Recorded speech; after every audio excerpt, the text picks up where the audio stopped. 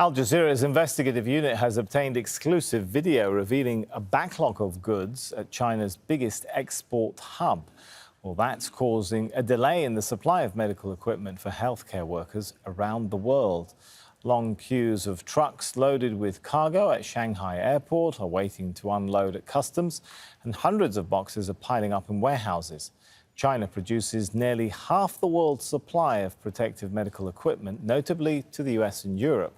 But concerns are growing. Its quality control rules on exporting cargo is hampering efforts to meet demand for personal protective equipment. Will Thorne is executive producer of Al Jazeera's investigative unit. He joins us by Skype from Winchester in the United Kingdom. Will, good to have you with us.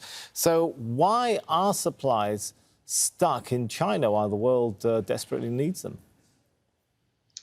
It's a very good question, Sammy. I think it's the rule of unintended consequences in this case. China, as you rightly said, produces just about half of the world's protective medical equipment.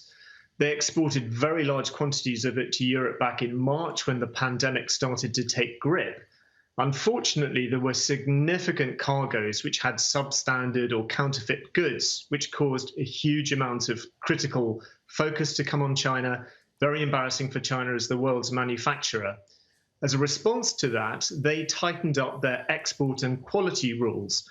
Now, it appears from having talked to various shipping agencies in China, those rules have been applied in a very rigid bureaucratic manner and in a slightly haphazard way, which has resulted in this enormous gridlock of masks, surgical gowns, ventilators, all of the material that's so desperately needed currently by frontline workers in the battle against COVID-19. Will, I just want to delve a little bit deeper into something you said there about substandard protective equipment.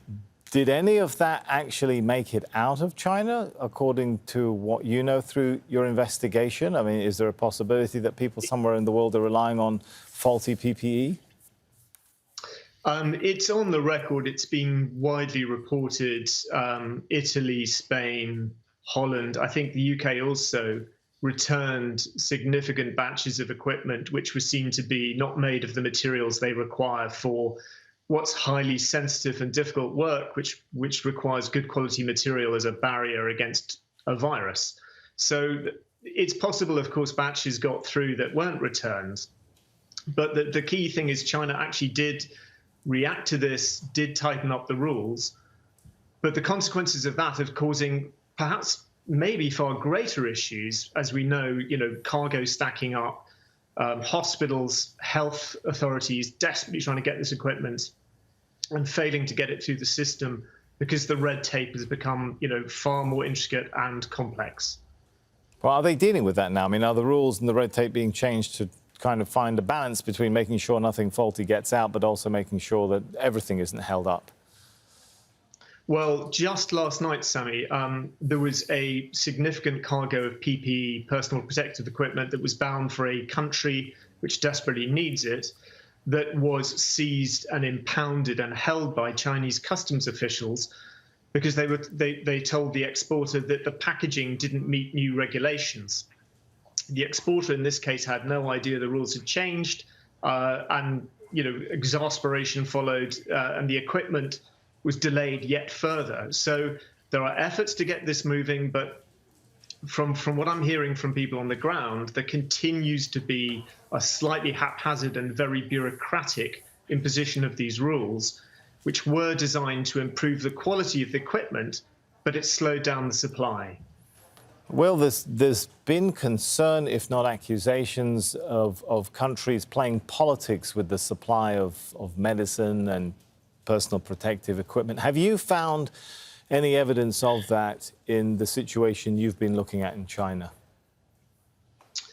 We haven't found any evidence of politics being played. We have heard a lot of anecdotal evidence of businessmen rushing in to see an opportunity, buying up large quantities of PPE, entire production runs from companies, warehousing them and sitting on them waiting for the price to go up. Now, that's not politics. That's obviously just sort of raw business. And that's a major concern now to governments and health authorities trying to obtain equipment, let alone export it. In terms of politics, we haven't seen any suggestion that this is political. It looks more like bad bureaucracy and sort of haphazard application of a policy. All right, good to talk to you always. Will Thorne there from Al Jazeera's Investigative Unit. Thanks so much for that, Will. Thank you.